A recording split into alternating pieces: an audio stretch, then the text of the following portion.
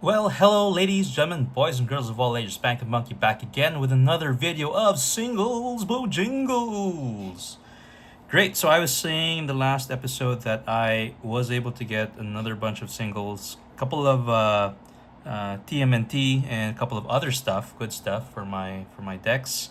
So I hope you guys enjoy this one. Just came in fresh today, and let's get to taking these guys out. Okay, so there's normally some chaff here, so let's just try to identify that chaff and maybe put it away.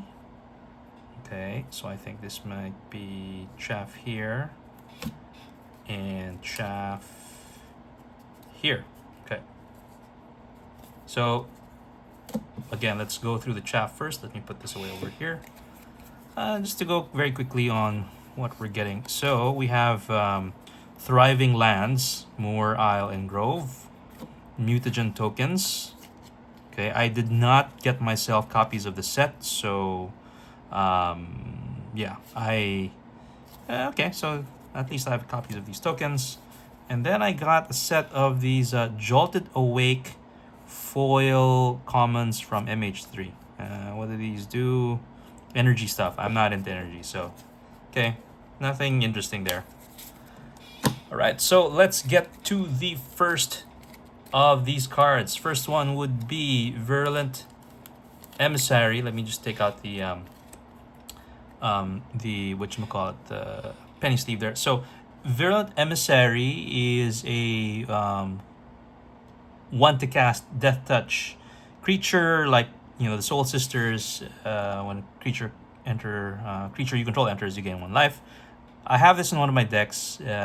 Just wanted to get a foil version, so that's pretty cool. This is, by the way, this is coming from Lorwyn Eclipsed, if I'm not mistaken. Okay, and then next we have a Donatello Mutant Mechanic. So this is a 4 to cast Mutant Ninja Turtle, 3/5. Tap, put 3/1/1 counters on target artifact control. If it isn't a creature, it becomes a 0/0 robot creature in addition to its other types.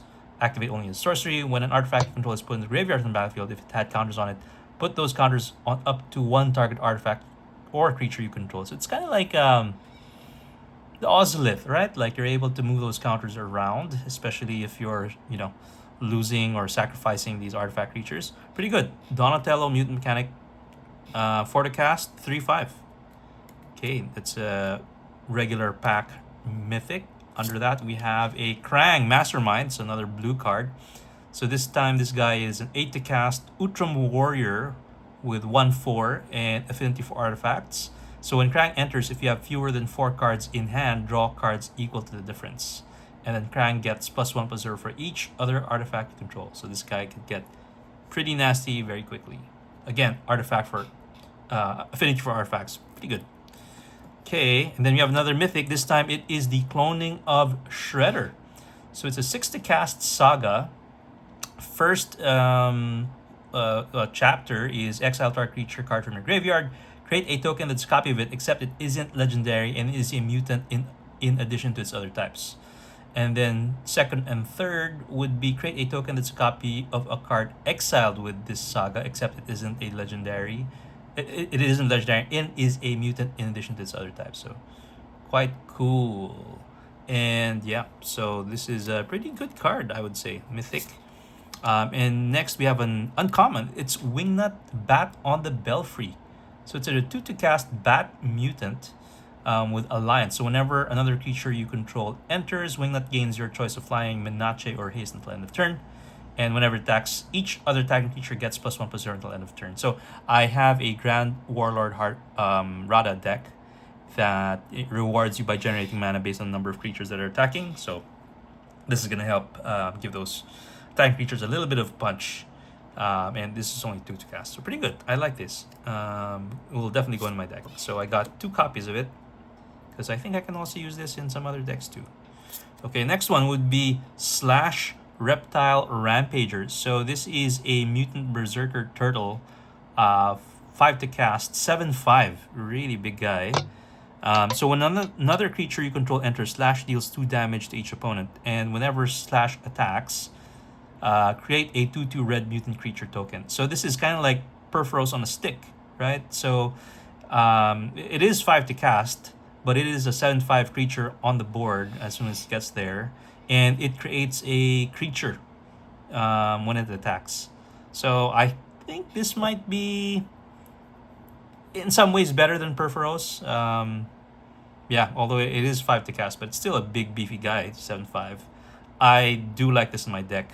And yeah, this could get out of hand pretty fast. I have an Ishin deck, which I made into sort of a token generator. So I have a couple of cards here that can generate me some tokens, and creature tokens make that. So if I had this on the battlefield and those things come in, it'll pile up. Pretty good card. I like this. Okay, so I think I got 2 of that for the collection. Next is a continue, to cast instant. Choose up to 4 target creature cards in your graveyard that are put there in the battlefield this turn. Return them to the battlefield. So pretty good. And then I like this card. I got a couple of copies already of this. Endless Foot Assault with Squad. So I think this is the first time I've seen an enchantment with Squad. So whenever you attack for each opponent, create a 1/1 black ninja creature token that's tapped and attacking that player. So again, if you have mana in the late game, you can generate quite a number of tokens with this. So pretty cool. Okay, so I got multiple copies as well. So I probably have a playset of this now. Next up is a Casey Jones Back Alley Brute. So for the cast, Human Berserker with Menache 4/2. Whenever he attacks, put a 1/1 counter on target attacking creature. Now, whenever you put 1 or more 1/1 counters on a creature you control, Casey Jones deals that much damage to target opponent. Cool. Okay. So it's basically the puck that you're throwing at your opponent. Okay, so I think I got 2 copies of this too. Next up, we have a South Wind Avatar. So this guy is a Snake Spirit Avatar for 4, 3/4 with Death Touch. Whenever another creature you control dies, you gain life equal to its toughness, and whenever you gain life, each opponent loses 1 life. So it has that aristocrat effect. Nice basic card. Upgrade for sure. Okay, next up we have Settle the Wreckage. I do love this card. I've been able to use it a couple of times in some of my decks. So pretty much a 4 to cast instant.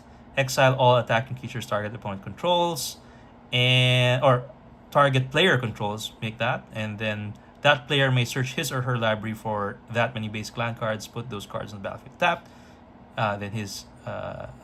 then shuffle his or her library. I think there was this one time I used it on myself, right, to get some lands into play. So yeah, very versatile card, good for defense. Okay, I'll put this over here because we're coming to a lot of piles now. Okay, next up we have Endless Foot Assault. Okay, so another copy. Now I have 3 over here. Do I make a playset? Yes, we do. Okay, so that's 2 over there. Next up, we have a Triceraton Commander. So this is a XX white dinosaur soldier with 2/2 flying, and whenever this creature attacks, dinosaurs you control other than this creature get +1/+1 and flying until end of turn. And when this creature enters, create X/2/2 white soldier dinosaur soldier creature tokens. So yeah, I have a Pantlaza deck, and this is gonna slot in really well there. Good card for me to have. It gives my dinosaurs evasion, gives them that punch to be able to get through. Okay, next up we have a Siege Gang Lieutenant. I do have a copy of this already. I think this is a pretty good card, and good that it was reprinted in the, what do you call this, the MH3 Commander commander sets. So nice to have picked up. I think I got 2 copies of this. No, I just 1. But nice to get an extra copy. Next one is Pita. I do like this card. 7 to cast sorcery. Target player draws cards equal to half the number of cards in their library and loses half their life. Round up each time. You can do a lot of damage with this. Pretty good card. Okay. Next, okay, we have this one. This is a aggravated assault in the anime art from the Wilds of Eldraine set. Let me just take this out from the penny sleeve and admire the art on this thing. Wow, so take a look at that.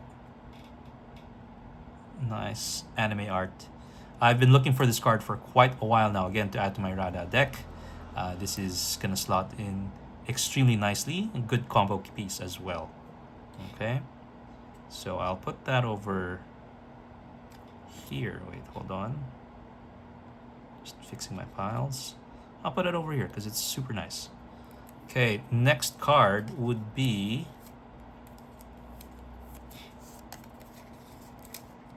Fear of Missing Out. Okay, so this is a card from Duskmourn. I think this is one of those, I would say, sleeper cards. It's pretty good. So, 2 to cast, enchantment creature Nightmare. When it enters, you discard a card and draw a card. So whenever it attacks for the first time each turn, if there are 4 or more card types among cards in your graveyard, untap target creature. After this phase, there is an additional combat phase. So good to generate some additional attacks, right? For 2 mana. Pretty good. So I'll put that over there. Next up, we have this card. I'll put this one down. We have a Hydaelyn, the Mother Crystal. So this is, oh gosh, this is from Final Fantasy. So it's a legendary creature god. Oh, the other side is Venat. So Venat, Heart of Hydaelyn, is a 1 and 2 white pips legendary elder wizard with power toughness 3/3. So whenever you cast a legendary spell, draw a card. This ability triggers only once each turn. And it has Hero Sundering. So pay 7, tap, exile target non-land permanent, transform Venat, activate only as a sorcery, and becomes a 4/4 indestructible god. So at the beginning of combat on your turn, put a 1/1 counter on another target creature you control until your next turn. It gains indestructible. If that creature is legendary, draw a card. I don't really have a use for this, but I thought this is quite unique. I don't have this. I didn't get this card from the Final Fantasy sets that I opened. So just nice to have this foil borderless version at that to be added to my collection. Pretty sweet. Okay, I'll put that over there. And last card, this is a card I've been looking for quite some time. Finally got something, within the price range I was looking for. We have a Agatha's Soul Cauldron. So this is a very powerful mythic artifact from the Wilds of Eldraine set. So just pay for 2. And what you do is you get an artifact which says you may spend mana as though it were mana of any color to activate the abilities of creatures you control. And creatures you control with 1/1 counters on them have all activated abilities of all creature cards exiled with Agatha's Soul Cauldron. So you can tap it to exile target card from a graveyard. When a creature card is exiled this way, put a 1/1 counter on target creature you control. So lots of words here, but pretty good, I would say, and very unique card design. And it's actually one of these more expensive cards, and glad to have this in my collection. So I'll put that guy over here. So pretty much stocked up on some choice pieces from TMNT, considering that I'm not planning to get any product from that. So at least I can play with some of these cards. Also got non-Teenage Mutant Ninja Turtle cards to add to the collection and upgrade my decks.